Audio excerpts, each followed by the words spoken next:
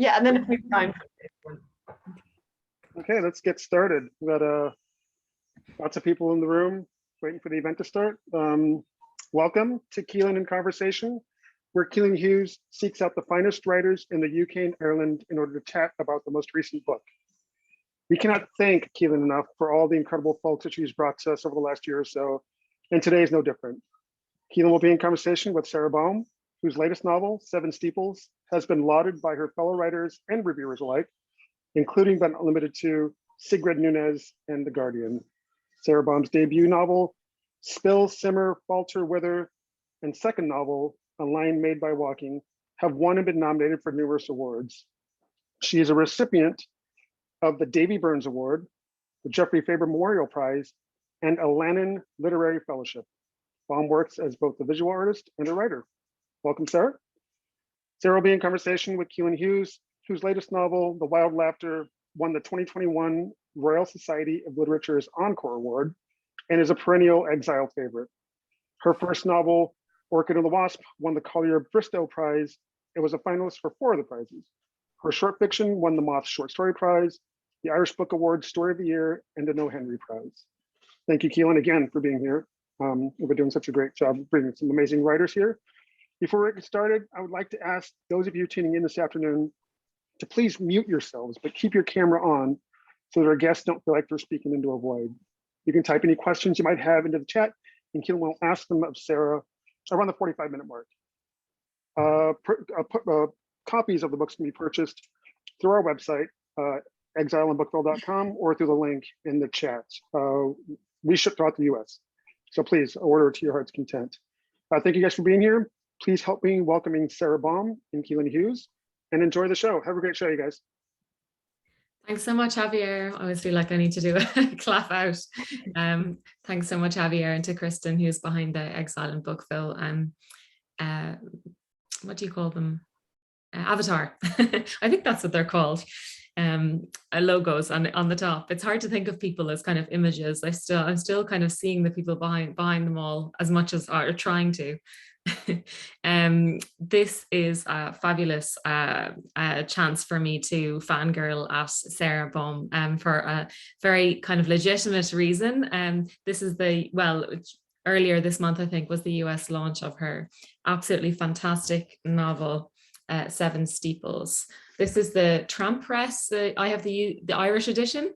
They are a gorgeous Irish indie publisher. I think probably most of our listeners who are here with us live and who'll be joining over the next few minutes are based in the US, but this will go online afterwards. So Sarah's holding up the US edition by Mariner Books. And they're very, very, very different. So we'll come on to that. We'll come on to the covers. But first, I'm just going to give a little spiel about Sara and her previous books to kind of contextualize this for any listeners who aren't familiar with her work, which is kind of a lucky, I think, position to be in, to have all of that to discover. I met Sara recently at a literature festival called Court in Galway, in my hometown. And I basically stumbled upon her having dinner and asked, was she going to finish the rest of that wine? And sat down and basically invited myself to pull up a chair. But I've been admiring her writing for a long time. And I kind of feel that the timing with getting to do an interview for this book is amazing because it's my favorite of your books so far, Sara. And I've loved all of your books. But this kind of strikes me as the book that someone was born to write. And not that I believe in fate or anything like that, but it really feels like a kind of arrival at a novel that nobody else would be capable of writing and that wouldn't otherwise exist. So really excited basically to be able to celebrate it. So I'll give you just a little overview of her other books so far. So her first book was a novel called Spill Simmer Falter Wither, which was kind of also a power move of a title because that's a very tricky title to kind of go into a bookshop and remember, but a beautiful title as well. So kind of almost a kind of flag for what type of writing to expect. And it's a monologue directed from a 57-year-old misanthropic man to his one-eyed misanthropic dog. and it had huge acclaim, the book, and the title Spill Simmer Falter Wither is kind of a play on the seasons, that's the case of there's certainly something carrying over from that book into this book as well, in the idea kind of maybe a one-way journey or a retreat. And then, as if living with an animal was too much companionship and socializing for Sarah's protagonist, her next book, A Line Made by Walking, follows a person on her own, a young artist, Frankie, who retreats into a family's rural house that's been left vacant since her grandmother died 3 years ago. And so she's surrounded by countryside, by wild creatures. And then I think the really distinctive thing about that book is this gift of intimacy and kind of access, in the sense of unflinching is a kind of a word that's sometimes used in terms of trauma. I think in this, it's more kind of an existential lack of flinching on the kind of purpose of making art, the worthiness of it as for a life. And she is, there are some kind of turbulent memories that kind of through art school that are familial things and personal things, depressive tendencies that arrive in the novel. But there's also this contemplation of art, of individual artworks, and these seminal works and their relevance to the protagonist and to the kind of contemporary life. There's grainy photographs of dead animals through the text, and the title is derived from an artwork. So I'm getting there slowly to this book, because I believe that Seven Steeples takes its title from an artwork too, Sarah. And that'll be the first question I'm going to ask about after a reading, because there was one other book, a work of nonfiction, which I read everything in order. So the work of nonfiction was called Handiwork, also brought out by Tramp Press in Ireland, in a very kind of similar packaged book. So they really look like companion books. And I know that it's a work of nonfiction. A lot of art makers during COVID took a lot of solace in that book because of its companionship and because of its fluid, kind of lovely contemplation of what it is to make things with your hands. Sarah has a life as a visual artist, which we'll definitely talk about. And that book pays a lot of attention to birds. And it's such a prescient book, and I know that I'll return to it.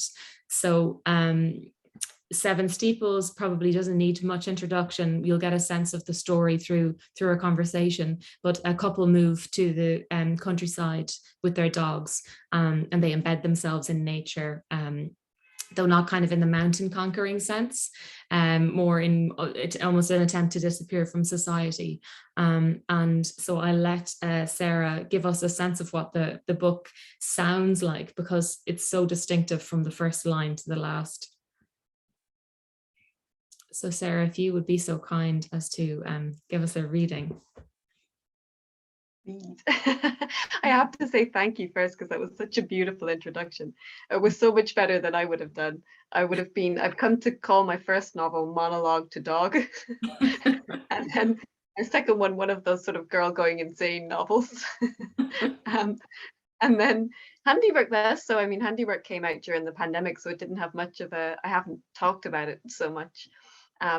But yeah, with this one, I thought it was really interesting what you said about sort of being born to write it, because I feel in a way I just have the same topics over and over again, and I'm just honing them all the time, that I never really imagined anything or do anything new, but just try to write. So everything should be better than the next one, because they're essentially sort of the same thing. But anyway, and I'm sorry for kind of cinching around there. It's because the dog that we were referring to it's just staring at the door, and I'm not sure what he wants.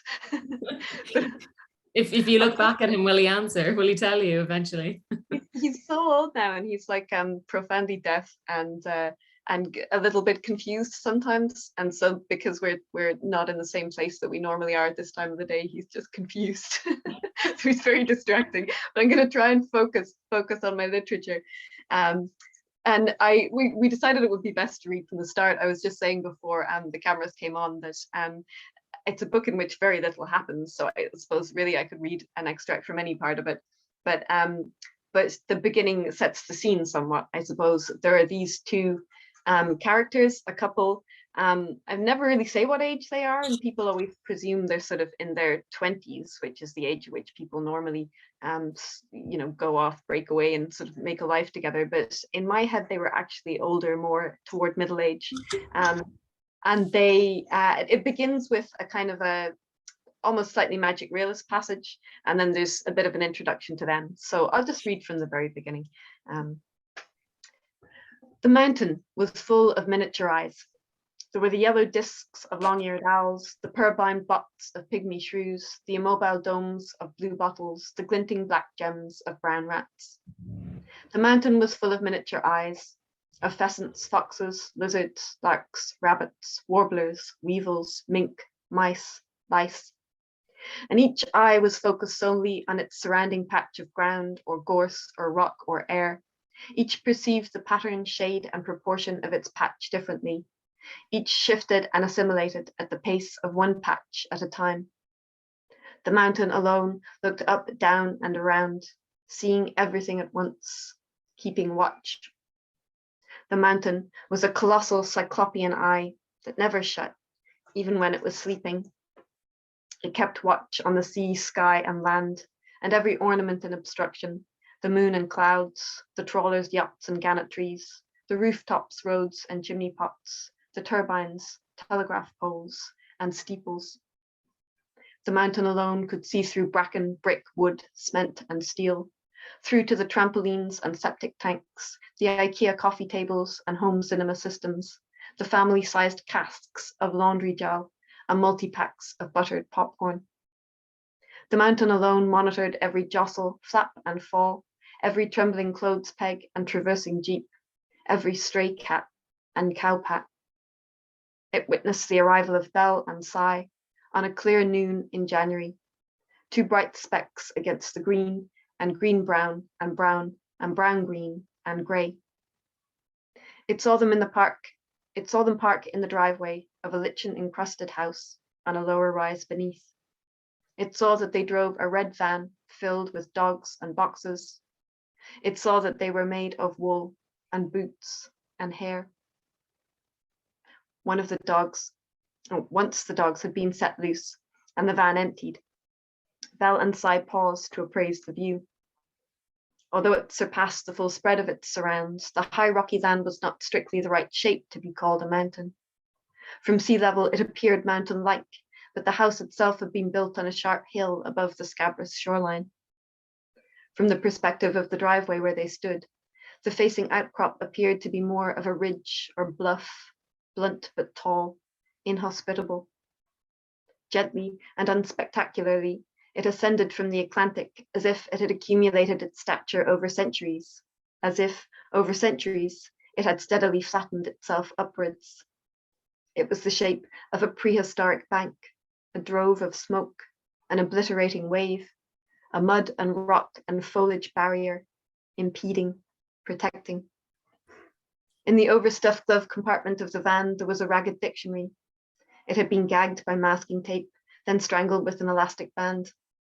It was missing a wad of pages from the close of N to the opening of P. A pair of compact binoculars kept it company, along with a half roll of toilet paper, 3 plastic spoons, 6 CDs that had become estranged from their cases, and a poorly folded road map. The ragged dictionary was not helpful. Hill, noun. A natural elevation of the earth's surface, smaller than a mountain. Mountain, noun. A natural elevation of the earth's surface, greater than a hill. Belle and Cy had first met at the foot of a low, pointy mountain, 40 miles of motorway beyond Dublin city's outer limits. It was summer, and they were among friends they had known separately for years, and friends of friends they had each known for only just a day, the day they all together climbed the low, pointy mountain. Cy had chain-smoked his way to the summit, and never once lost his puff, and Belle had been impressed by this. Belle had talked her way to the summit, and never once lost her puff, and Cy had been impressed by this. They had both lived in the city then, divided by scores of streets and hundreds of sterile cherry trees, by a foul river and a declining population of house sparrows. He worked in the packaging section of a television factory, spraying the screens with anti-static before they were wrapped. He wore an elasticated face mask that cut into the cartilage of his ears, and a pair of foam earplugs that failed to fully muffle the heavy puffing of hydraulics and the communal radio at full blast, its mule of feel-good songs.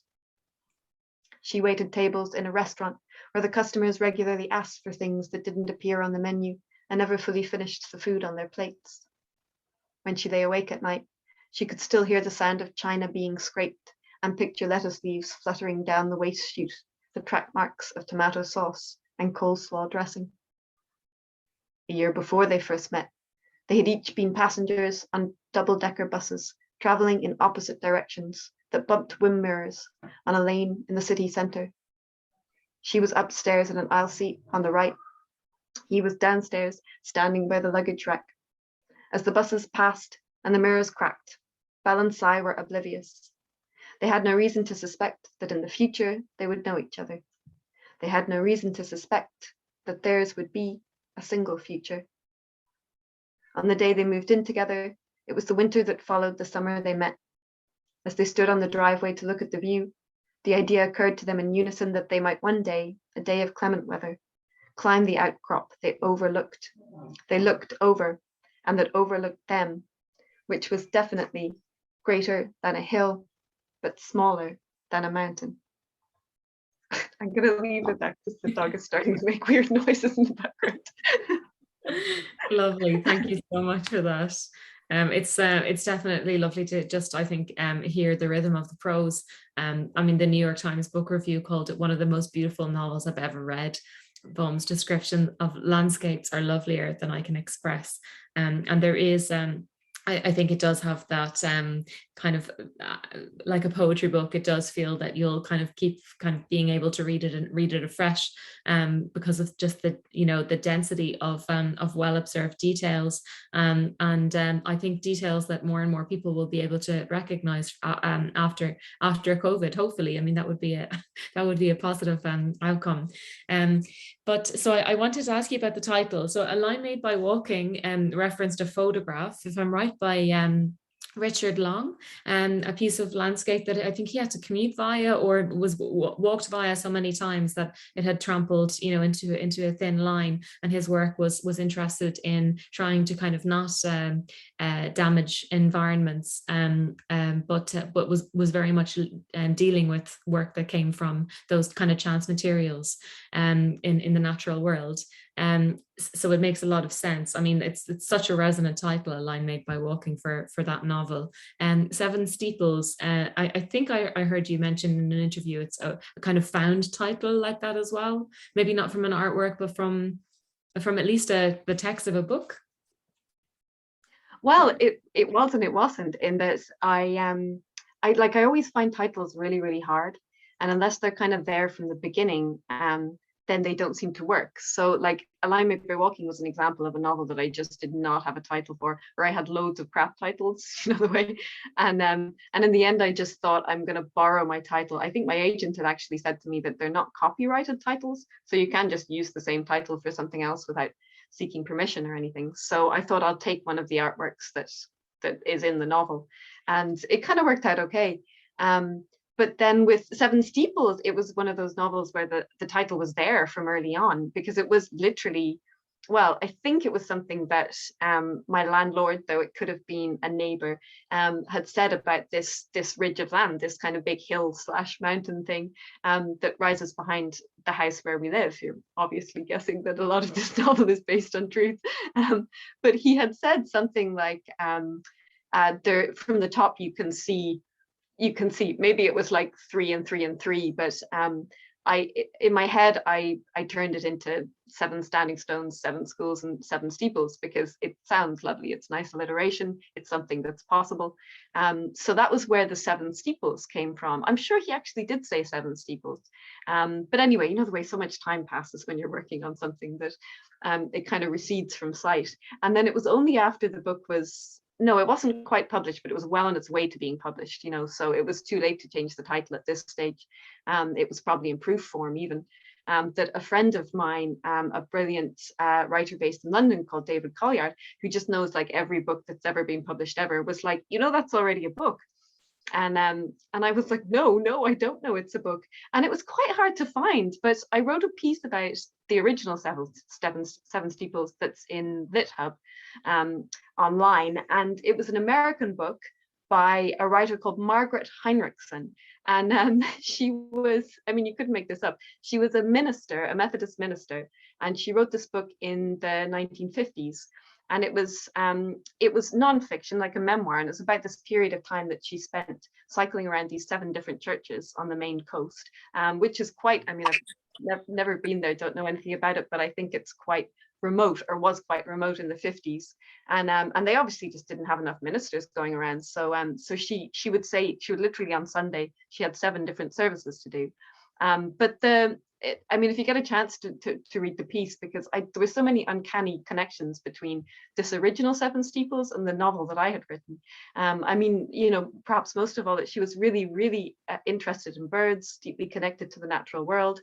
You know, it wasn't overly religious, the book. It was absolutely more about sort of, you know, the goodness of people and the you know, stories about her experiences there, but very much rooted by this love of nature. So it kind of worked out for the best, even though I didn't mean to steal the title.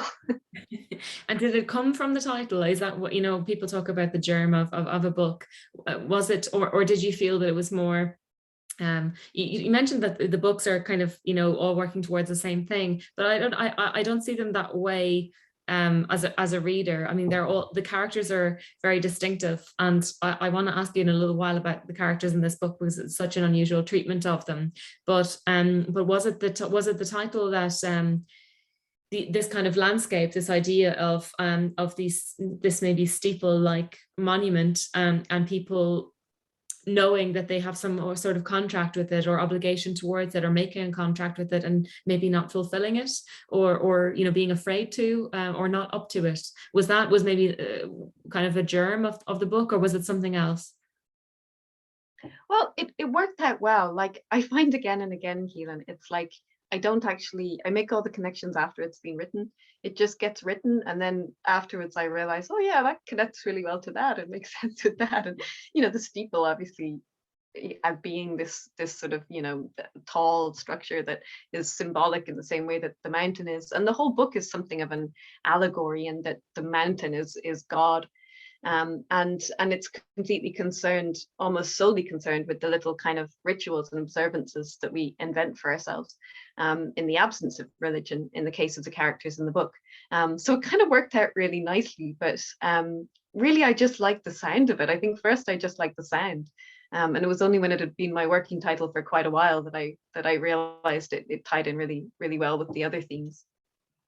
So maybe that sounds like it's that the book just kind of arrives as some kind of substance, as opposed to being an idea that you wanted to tackle. Like for example, the structure of this book seems to me to be much more structured in an intentional, designed way than the other books. And I wonder whether that impulse towards the structure was, you know, for readers, each chapter moves on a month, but it's the month of the following year, so that it spans however many chapters there are. Is it 7, or is there more? 7, 12. yeah. And then there's like a sort of a prologue and an epilogue that I just didn't call a prologue and an epilogue. So that the reader experiences each month of the year as because of there being distinct seasons month by month, and so that's quite a you know, it's a beautiful way to structure the book for what it is, and the fact that it has got this allegorical quality, and that it's just it feels so kind of formally interested. And do sevens influence the structure of the book as well? Yeah, well, I'm really pleased you noticed about the seasons, because I spent so much time trying to get it to settle in that way, that there were 7 chapters, and there were 7 years, but I wanted to cover every season of the year. But it didn't work out nicely, you know, so I was sort of doing a bit of January and a bit of February and so on and so forth. But so that was a hard thing to work out, and that was very structured. And then the sevens thing, I mean, you know, everyone knows that 7 is a significant number, but it was also something to do with the 7-year itch. You know, they call it once you've been in a relationship for 7 years, people generally either separate or get married. And I started the book when I had been in a relationship for 7 years. And really, at first I was just thinking, well, I can write about something that's lasted this long. And geez, by the time the book was finished now, it's been 11 years now. So, but the other thing was this, again, a biologist might contradict me, but I think that the body, all of the cells in the body have completely renewed themselves after 7 years. So that probably ties in with the relationship thing as well. So it was symbolic in that way. And I started only really, I mean, definitely you're absolutely right to say that it's more structured than anything I've written before, because every chapter begins and ends with the same thing. So every chapter begins with the mountain remained unclimbed for the first, whatever, 3 years, 4 years, whatever, so on, that they lived there. And then every chapter ends with this sort of symbol of the eye. So these sort of eyes appear in the landscape or in their environment in some way. So there was that structure, there was the sevens, there was the seasons, going through the seasons. But really, I think it perhaps all of this, the sort of careful structuring was because it had started so randomly. So like it just started with the road that we live on, and we lived here about a year. And I mean, there are a few roads around us, but I used to walk the same road every single morning. I still do. And I used to think, I mean, it was probably only about maybe 2K, probably about a K there and a K back. So not even a huge stretch of road. But over the course of the first year, I just remember thinking, God, how much and yet how little it changes, you know? And I thought, I wonder if you could write a whole novel just about one road. And obviously it expanded. It did become about much more than just that road, but that was the starting point. And I started taking notes on these little yellow post-its that just live on my desk all the time. So I come in from the walk in the morning and I usually just have 1 or 2 words, and I put them down in the hopes that by the time, you know, I go off and sort of dry the dogs and have breakfast and get dressed and all this kind of stuff, in the hopes that by the time I got back to the desk, I'd remember what I meant by this word, and then expand upon it a little bit. And so it just grew very organically in that way to a certain point. And then I thought, okay, I have to I have to make decisions about this. And if I'm going to call it a book, I have to give myself some rules. Well, that's really interesting, because you're saying random, but that sounds almost the opposite of random. It sounds like a homing in on something that has to do with intention. And I mean, I'm probably reading far too much into this, but I kind of, for me, the fact that it's kind of got this origami type of intricacy in the structure, it's not just in the ways that you've described, but also in the way that point of view is managed. There's a management that goes on in the text as well, however conscious or not that is. And I thought that maybe it was kind of in a way of embodying a philosophy about to privilege craft, to say, you know, the craftsmanship over perhaps the ambitions of maybe a more self-centered artistic pursuit. I'm kind of thinking in general terms, not, you know, about you or me, or about, you know, even the individual characters, but there's just something so, I think, very profound going on in the book about that. And I can see kind of a parallel Sarah makes, if there are folks present that don't know her visual art. She makes a lot of things that belong to series. So you know, these series of container ships at the moment, and they're completely fabulous. And there's no way, I'm looking at the time already going, oh, there's so much I want to talk to you about. We're going to be able to talk about it all, but it's an incredible dedication to following through on a idea that I think there's something similar in the temper of this book, that's really, really interesting, and seems to almost have to do with craft and as a kind of ritual. I don't know whether any of that makes any sense to you. But. No, that's spot on. That's absolutely it, because there's a lot of repetition in it as well, and that was my way of, in a way, you're kind of challenging the reader. There's this horrible thing with repetition whereby, you know, it's how will the reader know that you haven't accidentally repeated repeated yourself. That it takes a bit of work in order to convey to a reader that this is intentional repetition, and you're trying to, I wanted the language to be sort of, scriptural almost. And that very much mirrors the kind of artwork that I make. I always make lots of small things and small, very detailed things, and then I'll make another and another. So there'll be big series of them, you know what I mean? And I do a lot of sort of very finely detailed stuff as well. Really, at the moment, I'm doing nothing, Caoilinn. I'm doing sort of art, or textile stuff in the evenings, but it's sort of drifted away from the days are kind of more about writing at the moment, so I feel bad being described as an artist. But yeah, I made a lot of container ships and sort of little house-like structures, and with the objects that I make, it's kind of like a nervous tick almost. It's like I'm trying to figure out something that I don't have the language to express. And quite often this means that I'm doing some kind of a repetitious gesture over and over again, almost like a comfort, and in the end they look like talismans. And perhaps in a way, this novel is more like an artwork that I'd make than any of the other novels, because it has that kind of repeating thing, and that it's almost like me perhaps floating out of my life and looking back in at it and trying to convince myself it's meaningful by pulling out all of these little details.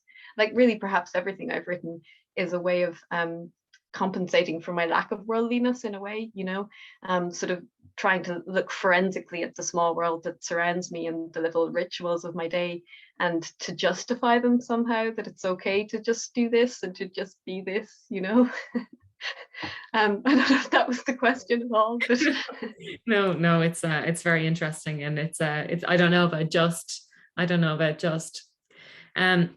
So the cover and in the Irish version from Tramp Press has got one of the tapestry.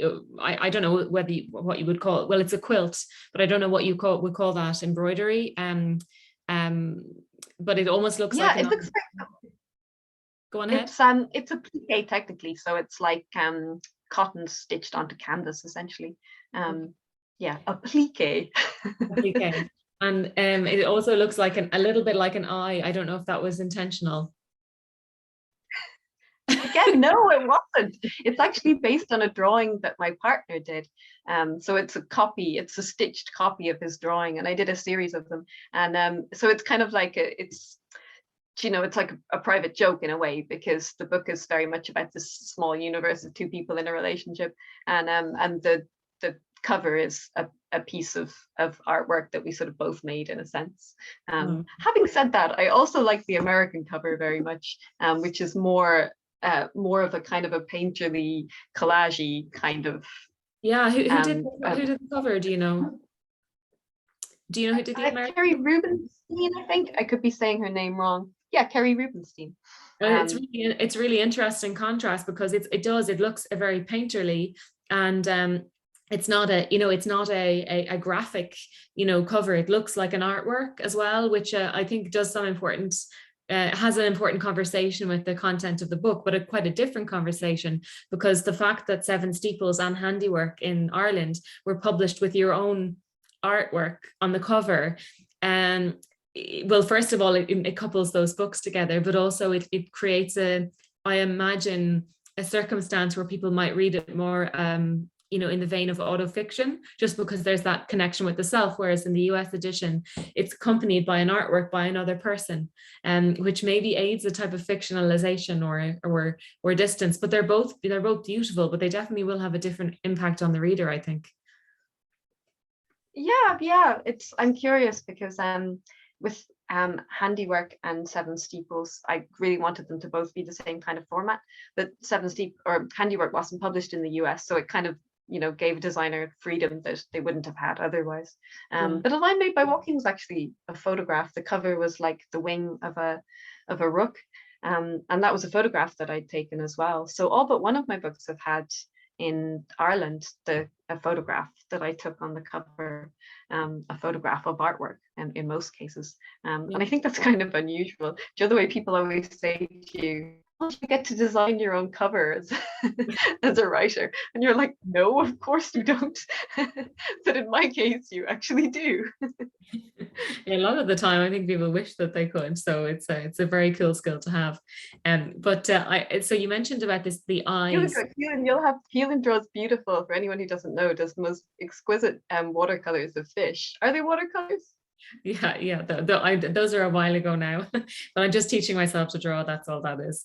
But I'm dreaming of the novel that is somehow relevant to fish watercolors that can illuminate the cover.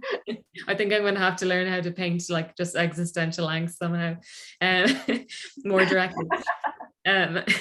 But lest we abandon talking about the book, because I'm so tempted to ask you a lot of questions that are a little bit away from it, but I still want to ask about the characters, and we learned very, very little about them. There's no dialogue, no sex, no arguments, and they're not particularly interested in themselves, which I think is probably very refreshing. And the perspective isn't that kind of intimate one of a line made by walking. It's less of an inner eye, revealing the character through what they see and how they describe it. But to me, it kind of it's about maybe decentering the self, and that's not where kind of the access of the book lies, but there's something being watched and watching, and that kind of concept of watching exists throughout the book. You mentioned the eyes throughout the landscape, and I saw one on the quilt cover, but that's obviously just something I've imagined. Is this to suggest that, I'm sorry if this is very diminishing or flattening, but is it to kind of suggest that nature is witnessing the effects of humans in general, and the specificity of the humans isn't really relevant while they last as kind of like tenants who are trashing the place? This kind of is that how those eyes, or the atmosphere of them, is to you? Or I love that. I wish I'd thought of it. Like at the beginning, it was just literal, I suppose, because I thought about the mountain as something that was watching them, and then I thought about, it is in fact full of tiny eyes of all of the creatures and insects and things that I list. But then when I started to think about it, and started to, well, there was also an incident, and it happened in real life as well, when we went and slashed a little mark in the tree outside to see if it was alive, because we moved here in winter and you can't tell when there are no leaves on the tree, and my dad had given me this trick. So we went and cut a little notch in the tree, and so then when I had that one at the end of the chapter, I thought, it would be great if I could keep doing this.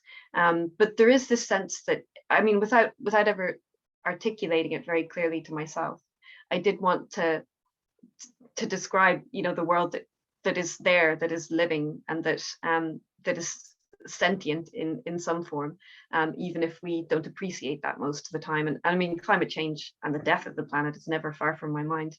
So there was definitely that sense of things, that the planet is perhaps not watching us literally, but can feel what's going on, and is experiencing this too, in some sense. So yeah, in the end, when I started to repeat the motif, I realized that's what it was.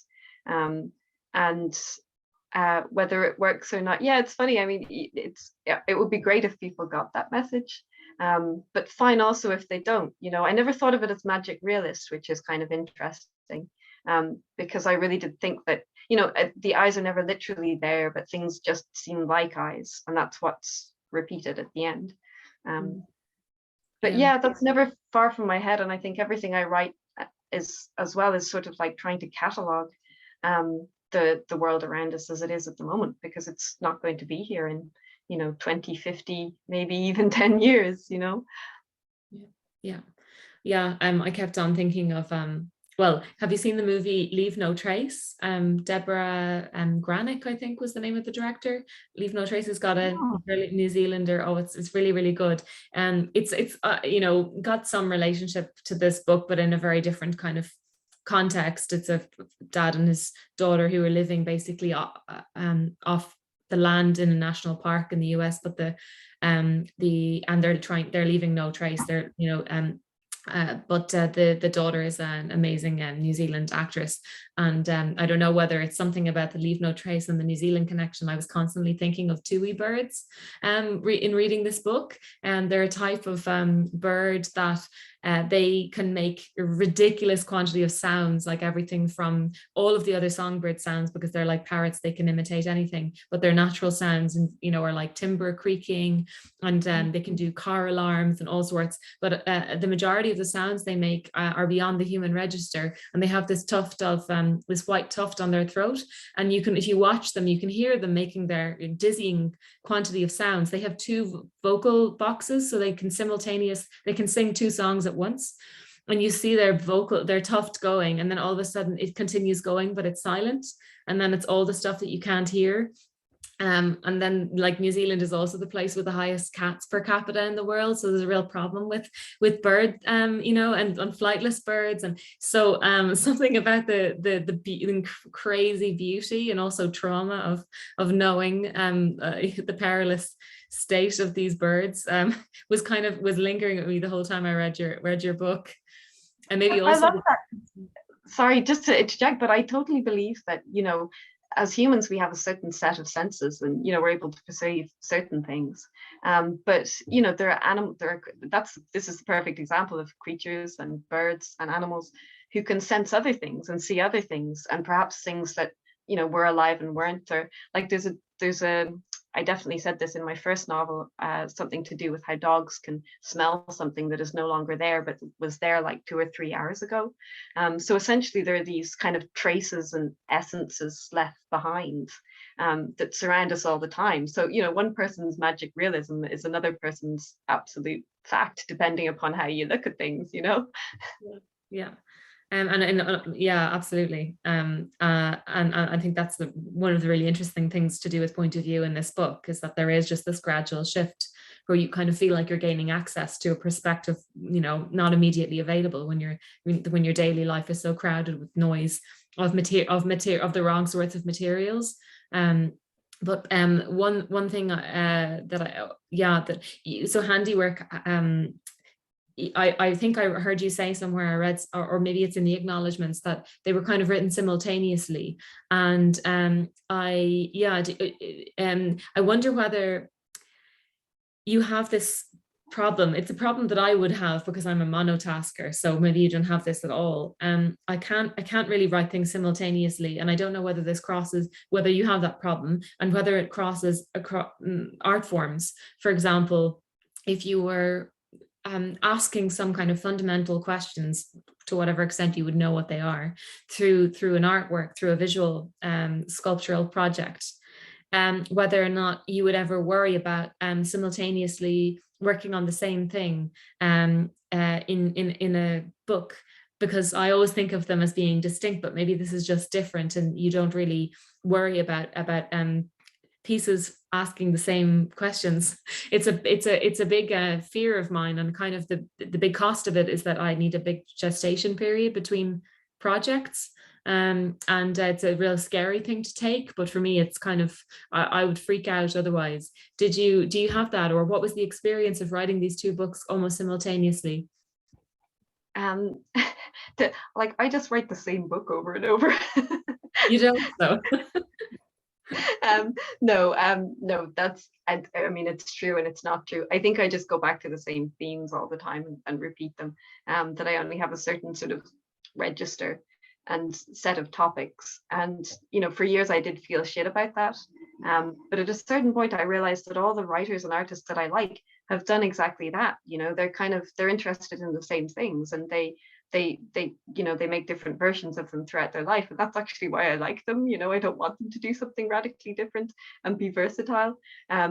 So sorry, that wasn't really the question. The question was about working on the two of them simultaneously, and it's interesting you ask it, because I think I probably did actually stop, to be completely honest, as in I got to a certain point with Seven Steeples when I realized I had this other material that had fallen out that wasn't untrue enough to fit in a novel, and I did actually try handiwork in third person perhaps, and thought maybe it was a novella, but that was just me totally, I won't say the word, but lying to myself.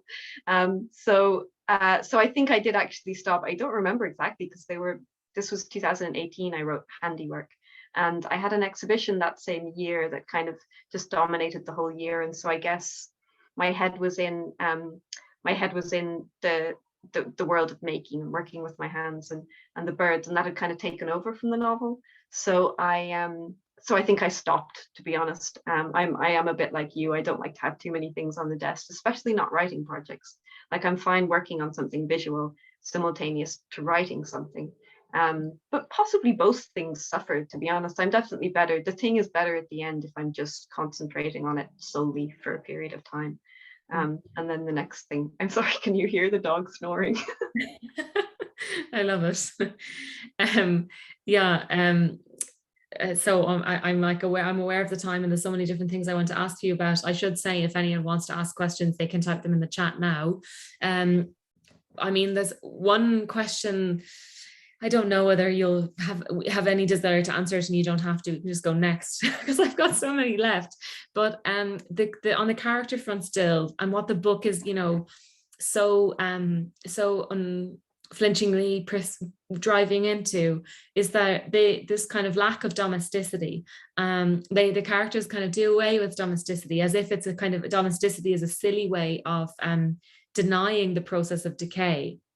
And they do bits of tidying up, decreasingly, it seems, through the book, but they definitely don't do enough to prevent decay, to stop the ivy from strangling the tree, kind of thing. And does that come, do you think, maybe you don't want to, maybe also this is a horrible question, but do you think it comes from kind of apathy or from curiosity or acquiescence, or maybe acceptance, or is there possibility for for those things simultaneously? No, in the book I think definitely I wanted it to be kind of about perhaps all of those things, a little bit. There's sort of, is entropy the right word? Atrophy, that they're sort of embracing it, and it's one of the sort of small things, that the acceptance, indeed, that everything will come apart eventually and fall away, in the same way that they're trying to not leave too much of a trace, and to sort of disappear.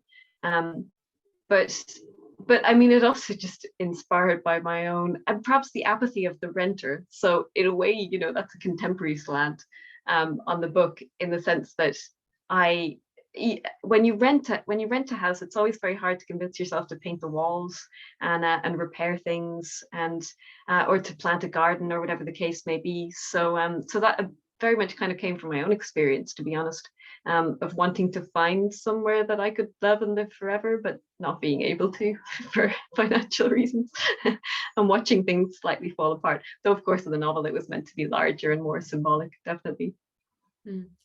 Yeah, rereading it, you kind of just, you see them set up in the windiest room in the house, and that they're never going to either have the will or have to get past the logistics of being able to shift what room they're in, and those, so there are, I mean, a lot of people who are just kind of getting by and are hampered by logistical things, just the fact that they built the bed in one room and they can't transfer it, and so that really kind of is hard hitting in some ways, even though they're very uncomplaining. Yeah, that's totally us. We put up the best bed in our house is in the spare room, because, like, the guest room, so the guests get to sleep in the best bed every once in a blue moon, just because we couldn't get the flipping bed up the stairs. The dogs probably have better beds, should they? The dog is using me as a bed. He's not well at the moment, and he gets these fluid injections every 2 days, so I kind of have to mind him for an hour or two afterwards. So that's why I'm allowing him to sleep on me. Is this Wink? This is Wink. I know he can't really see him even. Yeah, he's been in 2 novels now. Like, he was very much the protagonist in my first novel, and we still have this kind of running joke whereby, like, there's no way I'd be where I was now if it wasn't for this mangy rescue dog. We owe everything to him, because based on the novel that I wrote, that I sort of the whole thing was kind of like a monologue to him in a way, that I spoke to him, and that was how I managed to write it. That launched my career really, and has allowed me to write the other books. And he comes back in a form in the character of Voss in the novel. So Belle and Cy have these two dogs, and one of them is like a greyhound, like a lurcher, very tall, large dog, and then the other is this little scruffy black terrier. And there's a hilarious dynamic when you have a huge dog and a small dog. So I wanted to put that in because the novel is quite heavy, you know, and there's sort of bigger themes, and nothing much happens, and it is slightly bleak. And so the dogs were there as light relief, I suppose, you know, a kind of a comic touch. So there's bigger characters as the mountain and the humans and the natural landscape, really. Yeah, and there's no mirrors in the house, and they come to think that they are the other dog. That's how they look. I thought that was so funny. I guess it's a way of understanding their material selves. I mean, the book is so interested in materials, and I think this is maybe a thing that betrays you as being a visual artist as well, because this is just something that I went to art school for a year before university, and I remember I went there as a writer. I was just not ready to go to university. I was too young, but I was really there just like writing poems and things, and doing very bad drawings, and just I had the time of my life. But I remember kind of witnessing visual artists there and seeing them as being a different species, because they were obsessed with tacticity and, you know, and materials, and saw them as kind of being saving graces of expression in a way that, you know, is the opposite of the writer's center of gravity, or something that pulls you toward a kind of a dense space of trying to kind of compress down to something that's so immaterial that it's just really, you know, ones and zeros, you know, and it's such an interesting thing when you have somebody who has both that real writer's impulse and then the kind of the more materially kind of sculptural visual artist impulse. And I think there's a lot of nouns in the book, almost a poet's kind of density of nouns, and so the reading experience is, I think, does kind of portray that interest, that double kind of sided capacity. And there was this book published by a writer pal of mine in the US, Alyssa Nutting, called Tampa, and it's a hilarious novel about a pedophile, a female high school teacher pedophile. So it sounds like not something that would be hilarious, but it is. And the novel is very implicating for the reader, and it was published with this kind of black velour cover. And so everything stuck to the novel, like cat hairs and crumbs and dandruff, and it was a brilliant way of really implicating the reader, and it was quite layered in relation to the book. And I was thinking that your book, you know, could almost have a cover that had some, you know, that was made of kind of morla. I don't know if that's an Irish word, but I only know it as morla, but like a kind of clay-like substance, so that the fingerprints, Play-Doh. Yeah. So that you get a kind of fossilized, that the reader becomes fossilized in the materiality of the experience of reading the book. Oh, you could have like a kind, you could, as you read the book, sort of manipulate a sort of a mountain shape out of the squashy Play-Doh type cover. That would be perfect. I'm so annoyed. I actually got one of so let's see if I can bring it up to the camera here. I got one of these little mountains from Sarah, from her Irish launches. She was bringing these little clay, the underside you can see what it's made of, which is a little mini monument to carry around. And I guess that's mine doesn't have much gorse, maybe a bit of the yellow there, and burnt heather and stone sticking up out of the landscape. It's a way of it's a way of talking about this materiality. Do you kind of see language as being a sculptural medium in any way? Does it have a kind of material quality to you, or are they very separate? Material words. Yeah, no, I mean, they're certainly not separate. I think for me, I have to cross between the two constantly, or it doesn't, or one of them doesn't work. You know, in order for either of them to work, They have to kind of both be going on. But it's funny, like I don't think of them as, in a way, they're both a way of dispelling the sort of, they're like a little, what's the word, one of those valves. I can't, it's like a way of taking the pressure off, I suppose. So if I'm working on one thing, in order not to think about it too much, I go to the other thing fairly quickly, and by sort of spreading myself in that way, you can sort of convince yourself that nothing is ever that important. And for me, that's the key, because if you try to make something perfect, it will never be perfect. You have to kind of push on as though no one will care, and nothing will matter that much, and no one will care, and then you'll probably make the best thing, the most honest thing. So the tiny mountains were like sculptural, they're like gifts really. So I made about 200 of them, and they were just given out to, I guess, the first people like you, Caoilinn, who came and bought the book and came to the launches. And I like the idea that they spread out around the world. Like I saw actually there's someone here who I posted a mountain to, who's in, I think, San Francisco or somewhere, Caoilinn. We've never met, but that's probably the one that went furthest. And I did similar with my first novel. I had these little black dogs. So this was kind of coming back around to that. But to me, it stems from having my first novel out and thinking, God, no one's ever going to buy a novel by me. I'm going to have to make a free gift as well.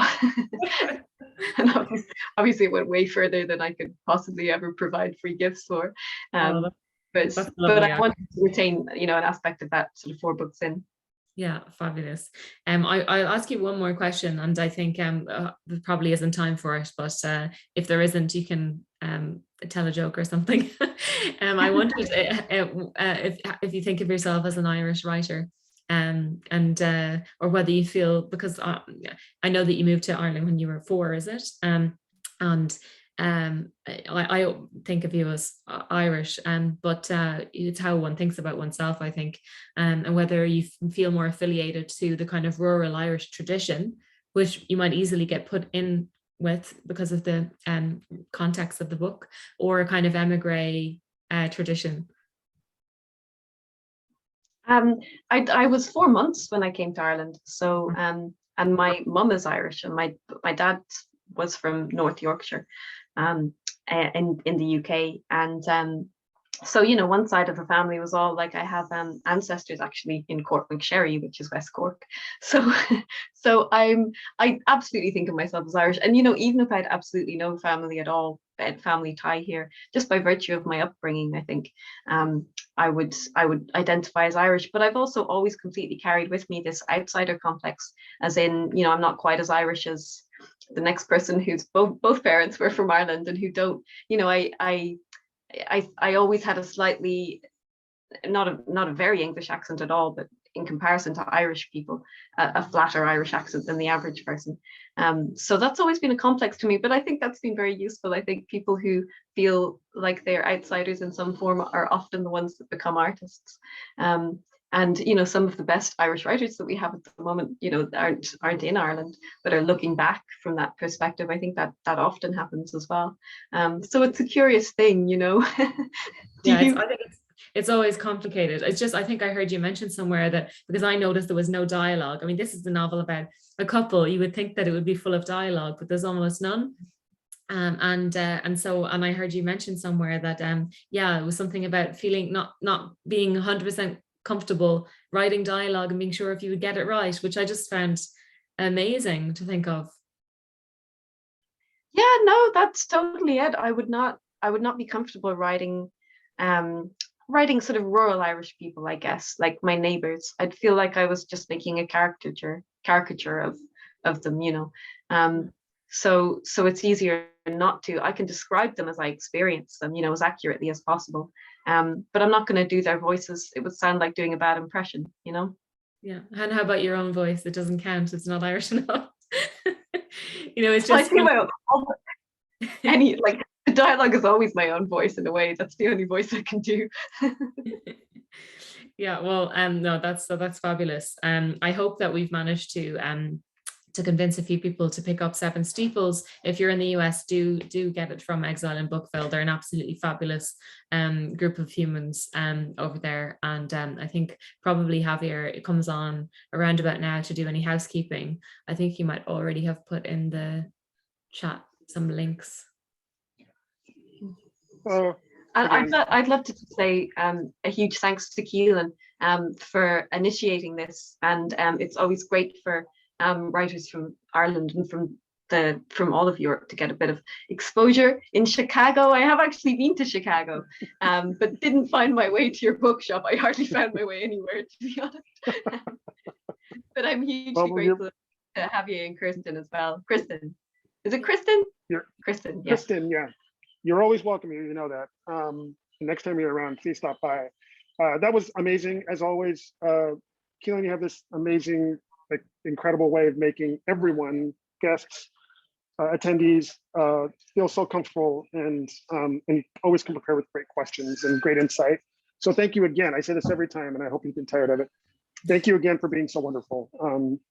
And although we feel like we know you, we've never met you before, and we're looking forward to that day that we can actually be in the same room together. It'll happen someday. Here they are, right here, Seven Steeples, The Wild Laughter. We have copies here. Please, please. There is some holiday or birthday coming around for you to purchase at least one of these, or if not both of these books. They're both amazing. This is an amazing conversation. Thanks everyone for coming out. And Caoilinn, I just wanted to, you talked about Tampa. It's one of our favorite books. It's a tough hand sell, but when I had the advanced reader's copy, the ARC, it had the same like black cover with like the chalkboard or the chalk Tampa on it, but it also had this crazy parental advisory sticker on it on the advanced reader's copy. So when I read it on the train, everyone wanted to know what I was reading. Reluctantly wanted to know what I was reading because, you know, everyone's sort of like drawn to that. But thank you all again. Thank you, Sarah, for taking the time out. And Caoilinn, of course, we always are very, very thankful for you and all you do for us. So thanks. Thanks, folks. And everyone, yes, thanks. Everyone have a great day. Well, you guys have a good night. Bye. Thanks a million. Bye.